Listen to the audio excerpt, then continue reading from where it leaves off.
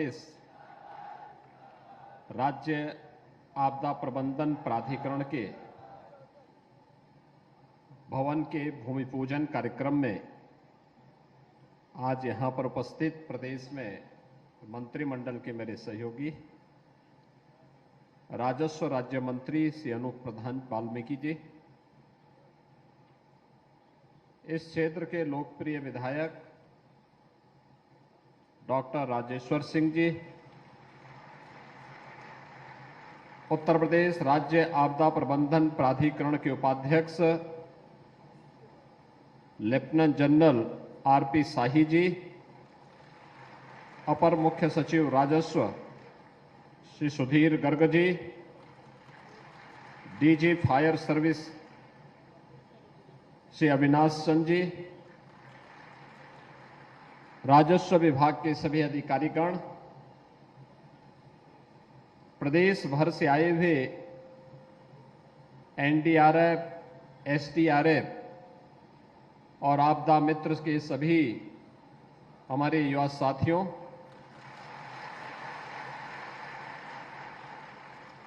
उपस्थित भाइयों बहनों,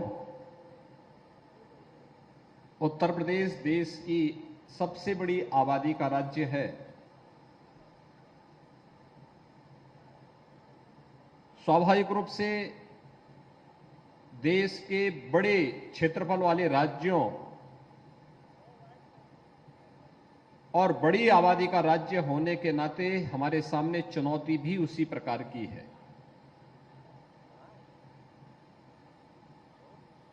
उत्तर प्रदेश की सीमा नेपाल से भी मिलती है, बिहार से भी मिलती है।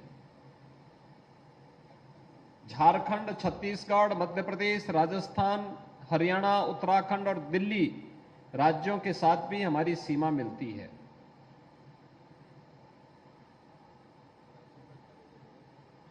अलग अलग यहां पर सामाजिक और भू सांस्कृतिक विभिन्नता के नाते, भौगोलिक और वहां की स्थानीय जैव विविधता के नाते भी अलग अलग परिस्थितियां अलग अलग क्षेत्रों में हम सबको देखने को मिलती है। जितना बड़ा है और जितना विस्तार है, उतनी बड़ी चुनौती और उतनी ही ज्यादा आम जनमानस की अपेक्षाएं भी हैं।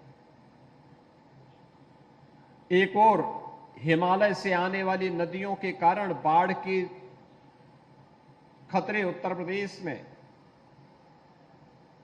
जुलाई से लेकर के सितंबर अक्टूबर तक बना रहता है। बिंद क्षेत्र और बुंदेलखंड क्षेत्र में आकाशीय बिजली का खतरा अलग है। पश्चिमी उत्तर प्रदेश भूकंप जैसी त्रासदी के सबसे अति संवेदनशील जोन में से एक माना जाता है। तो उत्तर प्रदेश के अंदर तराई का नेपाल से सटा हुआ क्षेत्र मानव और वन्य जीव द्वंद्व के कारण भी जाना जाता है। 9 क्लाइमेटिक जोन उत्तर प्रदेश में है। स्वाभाविक रूप से 9 प्रकार की क्लाइमेटिक जोन के कारण आपदा की कम या ज्यादा आशंका वहां सदैव बनी रहती है। मुझे आश्चर्य होता था जब 2017 में प्रदेश में डबल इंजन की भारतीय जनता पार्टी की सरकार बनी, तो मैंने उस समय पूछा कि किसी भी आपदा से निपटने के लिए हमारे पास व्यवस्था क्या है। तो मुझे बताया गया कि एनडीआरएफ उत्तर प्रदेश के अंदर कुछ वहां पर वाराणसी में और अन्य कुछ जनपदों में सहयोग करने के लिए तैयार रहती है। पीएससी की फ्लड यूनिट काम करती है। मैंने कहा एनडीआरएफ है तो हमने एसडीआरएफ का गठन क्यों नहीं किया। प्रदेश में एसडीएमए क्रियाशील क्यों नहीं है और प्रदेश के अंदर आने वाली इन आपदाओं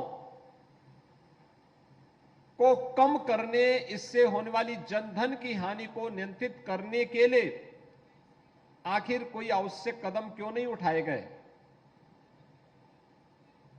मेरा मानना है आपदा को केवल आपदा मान करके हम आंखें बंद करके नहीं रह सकते। आपदा आती है, अब टेक्नोलॉजी इतनी इंप्रूव हो चुकी है कि हम समय रहते अगर आपदा के प्रति आम जनमानस को जागरूक कर लें तो मेरा यह मानना है कि आपदा से होने वाली जन और धन की हानि को न्यूनतम स्तर पर लाने में सफलता प्राप्त हो सकती है। और पिछले 6 वर्ष के अंदर प्रधानमंत्री मोदी जी के मार्गदर्शन में, उनके नेतृत्व में देश जब प्रगति के नए नए प्रतिमान स्थापित कर रहा है तो उत्तर प्रदेश ने भी विभिन्न क्षेत्रों में जो प्रगति की है उनमें से आपदा प्रबंधन का एक क्षेत्र यह भी है जहां पर हम लोगों ने आपदा को न्यूनतम करने और आपदा से होने वाली जनधन की हानि को भी न्यूनतम स्तर पर पहुंचाने के लिए जो कदम उठाए हैं, आज उसके परिणाम हम सबके सामने हैं।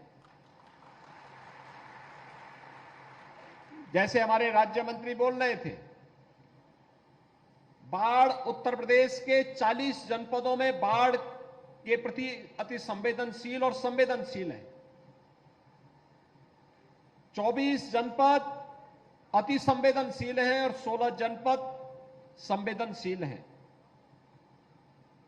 लेकिन उत्तर प्रदेश के अंदर बाढ़ प्रबंधन के बेहतरीन प्रयास करने का परिणाम था आज 4 से 5 जनपद ही ऐसे हैं जहां पर बाढ़ के संकट से हमें बरसात में सप्ताह 10 दिन लोगों को कष्ट उठाना पड़ता है। शेष वहां पर अन्य जनपदों से इसे मुक्ति करने के लिए उठाए गए कदमों के बहुत अच्छे परिणाम सामने आए हैं। और बाढ़ के समय भी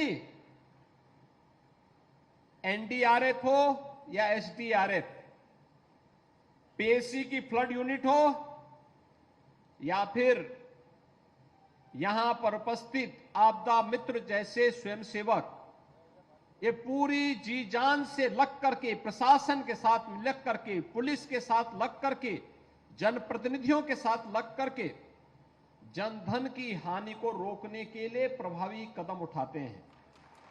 और आज उसका परिणाम है कि बाढ़ आती है लेकिन लोगों को एहसास हो जाता है कि बाढ़ आई है तो सरकार की राहत भी साथ साथ आ रही होगी। समय पे नौकाओं को पहुंचाना, बाढ़ बचाव के पहले जो भी कदम उठाए जाने हैं सरकार उसकी समीक्षा भी करती है, साथ साथ आसन्न चुनौती से निपटने के लिए भी अपने आप को तैयार करती है। आज उसी का परिणाम है कि जहां ये कदम उठाए गए हैं वहीं साथ ही साथ प्रदेश सरकार ने अन्य अनेक कार्यक्रम उठाए। उत्तर प्रदेश पहला राज्य है जिसने आपदा से निपटने के लिए उन बहुत सारी श्रेणियों को भी आपदा प्रबंधन के दायरे में ले आया है और उन्हें राहत भी उपलब्ध कराई जा रही है। जैसे मानव वन्य जीव संघर्ष का मामला है। पहले मैं देखता था पीलीभीत में, लखीमपुर में, बहराइच में, तराई के जंगलों में किसी किसान या किसी नागरिक को वन्य जीवों से संघर्ष हो जाता था और जनहानि होती थी, उस परिवार को कोई भी कंपनसेशन नहीं मिलता था। आज हमने अनिवार्य कर दिया है, न केवल वन्य जीव, चाहे वो टाइगर हो, भालू हो, हाथी हो, किसी भी वन्य जीव या सांप के काटने का हो या नीलगाय या फिर किसी आवारा निराश्रित सांड के द्वारा भी अगर कोई नुकसान पहुंचाया जाता है तो उन स्थितियों में कंपनसेशन की व्यवस्था हम लोगों ने प्रदेश के अंदर कर दी है। उस पीड़ित परिवार को तत्काल कंपनसेशन दे दिया जाता है। डूबने से अगर किसी की मौत हुई वो भी आपदा प्रबंधन के दायरे में आ जाता है। और भी अन्य अनेक कदम उठाए गए। लेकिन हमारा मानना कि मुआवजा अंतिम विकल्प है। हम बचाव के क्या उपाय कर सकते हैं? मुझे याद है आज से 4 साल पहले एक साथ आकाशीय बिजली से बिहार और उत्तर प्रदेश में मिलाकर के लगभग 120 से अधिक मौतें हुई थी एक ही दिन में। बिहार के अंदर सर्वाधिक 80 मौतें हुई थी और 40 से अधिक मौतें उत्तर प्रदेश के अंदर हुई थी, जिनमें सर्वाधिक मौतें हुई थी मिर्जापुर और सोनभद्र जनपद में। अर्ली वार्निंग सिस्टम ये इसी के लिए आज हर जनपद में लगाने की तैयारी हो रही है, जिससे आकाशीय बिजली से हम लोग पहले ही अलर्ट जारी करके लोगों को अवगत करा सकें या उसका सायरन बज सके, लोगों को बचा सकें। रेन गेज की स्थापना करने का कार्यक्रम, कितना बरसात हुई है, कितनी आवश्यकता है, इसको मापन के यंत्र अगर हम न्याय पंचायत स्तर पर, ग्राम पंचायत स्तर पर लगा लेंगे तो सूखा की समस्या भी नहीं आएगी और किसान को कब अपनी फसल बोना है इनके बारे में भी हम लोग उनको समय पे वे लोग अलर्ट होकर के अपनी तैयारी कर सकेंगे। और भी अन्य अनेक कदम उठाए जा रहे हैं और इन सभी कार्यक्रमों को आगे बढ़ाते हुए हम लोग जब 17 में आए थे, हमने एसडीआरएफ की 3 बटालियन उत्तर प्रदेश के अंदर गठित की। एसडीआरएफ का आज अपना मुख्यालय है, एसडीआरएफ के पास अपने इक्विपमेंट है। एसडीआरएफ और एनडीआरएफ उत्तर प्रदेश के अंदर आपदा प्रबंधन में बेहतरीन कार्य कर रहा है। पीएससी की फ्लड यूनिट के साथ इस कार्यक्रम को और तेजी के साथ आगे बढ़ाया जाता है। और आज ये मुझे बहुत अच्छा लगा जब हम यहां पर आदरणीय प्रधानमंत्री जी की प्रेरणा से प्रदेश के 25 जनपदों में आपदा मित्र के रूप में इन नौजवानों को मैं देख रहा हूं, जो आज यहां पर आकर के एसडीएमए के इस भवन के शिलान्यास कार्यक्रम में स्वयं अपनी उपस्थिति दर्ज करा रहे हैं। जो आपदा के समय एसडीआरएफ, एनडीआरएफ या अन्य कार्यक्रमों, अन्य संस्थाओं के साथ मिलकर के राहत